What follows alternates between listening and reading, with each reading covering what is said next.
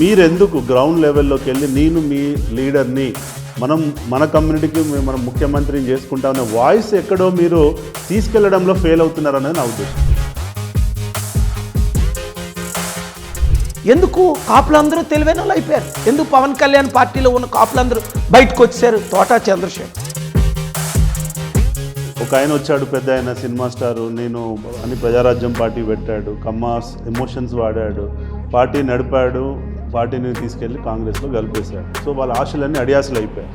CPI, CPM, BSP, JD Lakshminarayana, Pawan Kalyan 5 పార్టీలు కలిస్తే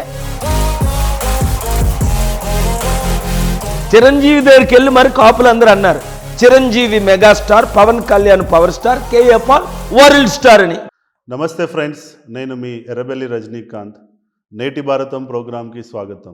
ఒక ఆయన వచ్చాడు, పెద్ద ఆయన సినిమా స్టారు, నేను అని ప్రజారాజ్యం పార్టీ పెట్టాడు, కమ్మాస్ ఎమోషన్స్ వాడాడు, పార్టీ నడిపాడు, పార్టీని తీసుకెళ్ళి కాంగ్రెస్లో కలిపేశాడు. సో వాళ్ళ ఆశలన్నీ అడియాసలు అయిపోయాయి.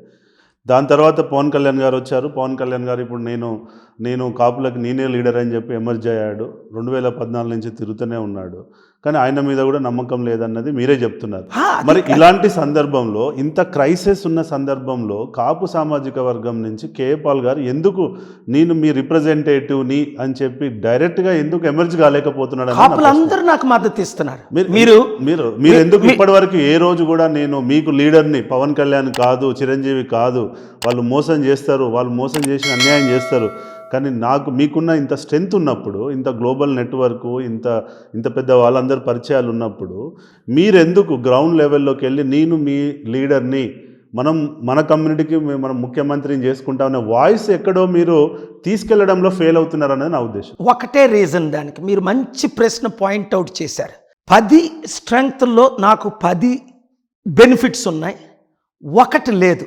అదేంటి అంటే, విదేశీ డబ్బు తీసుకొచ్చి ఇండియాలో రాజకీయాలకి ఖర్చు పెట్టకూడదు. నాకున్న డబ్బు అంతా విదేశీ డబ్బు. చారిటీలు చేయొచ్చు. 3,10,000 మంది అనాథులు చదివించాను ఫ్రీగా, 40 లక్షల వితంతువులను పోషించాను ఫ్రీగా, 2,10,00,000 మంది నిరుద్యోగులకి ఫ్రీ ట్రైనింగ్ ఇచ్చాను. అన్నీ బాగున్నాయి. విదేశీ డబ్బు లేకుంటే ఏ పని అవ్వదు. బాగా ఆలకించండి. విదేశీ డబ్బు, ఫారిన్ డబ్బు, చారిటీ డబ్బు పాలిటిక్స్కి వాడకూడదు. లేదంటే చైనాయే మన ఇండియాని కొనేస్తుంది, లేదా అమెరికాయే మన ఇండియాని కొనేస్తుంది. కనుక ఇండియన్సే డబ్బు ఖర్చు పెట్టాలి. అదొకటి నాకు వీక్నెస్. ఎందుకంటే 42 సంవత్సరాలు 5 లక్షల కోట్లు, $62 బిలియన్ నేను డొనేట్ చేశాను. చంద్రబాబు నాయుడు అడిగితే ఇచ్చాను, మోదీ అడిగితే ఇచ్చాను, కేసీఆర్ అడిగితే ఇచ్చాను, రాజశేఖర రెడ్డి గారు అడిగితే ఇచ్చాను. అందరు ఎవరు డబ్బులు అడిగితే వాళ్ళకి ఇచ్చాను. ఎమ్మెల్యేలకి, ఎంపీలకి, మినిస్టర్లకి, కలెక్టర్ల ద్వారా చారిటీలు చేసి. అదంతా మీరు చేశారు కాబట్టి నాకు లేనిది ఒకటే, నేను గెలవాలి అంటే. నేను గెలిస్తే లాభాలు చెప్తాను. దేశం అప్పు తీరుతుంది, నిరుద్యోగులందరికీ ఉద్యోగాలు వస్తాయి, కంపెనీలు తీసుకొస్తాను, క్రెడిబిలిటీ ఉంది, ఇండియాని నెంబర్ 1 చేయగలను, చైనా కంటే స్ట్రాంగ్ చేసి పడేస్తా 5-10 సంవత్సరాల్లో. నేను గెలిస్తే మీరు గెలిచినట్టే. కులం పక్కన పెట్టండి. కమ్మాసు, రెడ్డిసు, వెలమాసు, దొరలు అందరూ మనకి రాజులు సపోర్ట్ చేస్తున్నారు. ఎందుకు? తెలివైన వాళ్ళందరూ నన్ను కోరుకుంటున్నారు. మూర్ఖులందరూ ఇంకా కొంతమందిని కోరుకుంటున్నారు. మూర్ఖులు బహు తక్కువ. చిరంజీవి గారికి 2009లో 18% ఓట్లేశారు. మరి పవన్ కళ్యాణ్కి 2019లో 3% ఎందుకు ఓట్లు పడ్డాయి?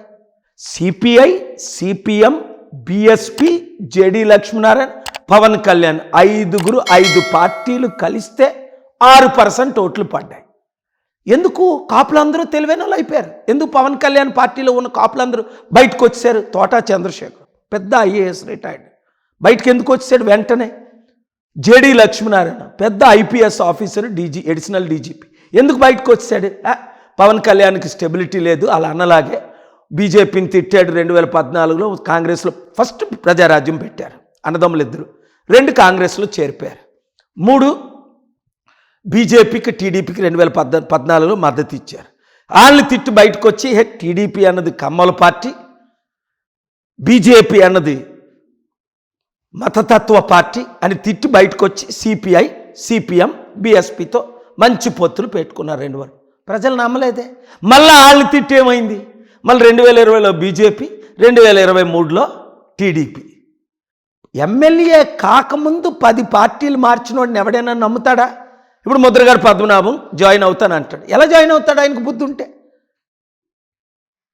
ఈయనేమో కాపులు ముఖ్యమంత్రి అవ్వాలని ముద్రగడ కాపుల కొరకు ఫైట్ చేస్తున్నాడు. ఈయనెళ్ళి పవన్ కళ్యాణ్ పార్టీలో చేరితే పవన్ కళ్యాణ్ ఏమన్నాడు? చంద్రబాబు నాయుడే మా ముఖ్యమంత్రి అభ్యర్థి. అచ్చెన్నాయుడు ఏమన్నాడు? చంద్రబాబే. లోకేష్ ఏమన్నాడు? చంద్రబాబే.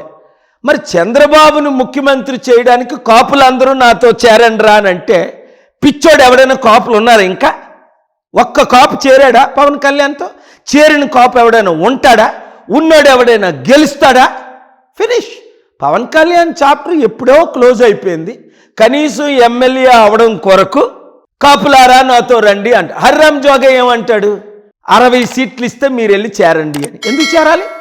బుద్ధి ఉందా నీకు? హర్రామ్ జోగే ముద్రగడ పద్మనాభం నీకు బుద్ధి ఉందా? బుద్ధున్న కాపోడు ఎవడైనా వంగవీటి రంగాన్ని చంపించిన ఆయన పార్టీలో ఎవడైనా చేరుతాడా? 27% ఉన్న కాపులు ఎందుకు ఐకమత్యం కాకూడదు? ముద్రగడ పద్మనాభం లాంటి వాళ్ళు, పవన్ కళ్యాణ్ లాంటి వాళ్ళు, చిరంజీవి లాంటి వాళ్ళు, బొత్స సత్యనారాయణ లాంటి వాళ్ళు, కన్నా లక్ష్మీనారాయణ లాంటి వాళ్ళు ఎందుకు ఇతర పార్టీల్లో ఉండాలి? అందుకనే బీసీకి బీసీని, కాపుకు కాపుని, వరల్డ్ లీడర్ని అనేవారు. చూసారు, గుర్తుంది 2008లో చిరంజీవి దగ్గరికి వెళ్ళి మరి కాపులు అందరూ అన్నారు, Chiranjeevi megastar, Pawan Kalyan power star, KA Paul world star అని. చిరంజీవికి అది నచ్చలేదు, వరల్డ్ స్టార్. మరి నేను వరల్డ్ స్టార్ని కాదా? ప్రపంచానికి దీవించలేదా? యుద్ధాలు ఆపలేదా? లక్షల మందిని పోషించలేదా?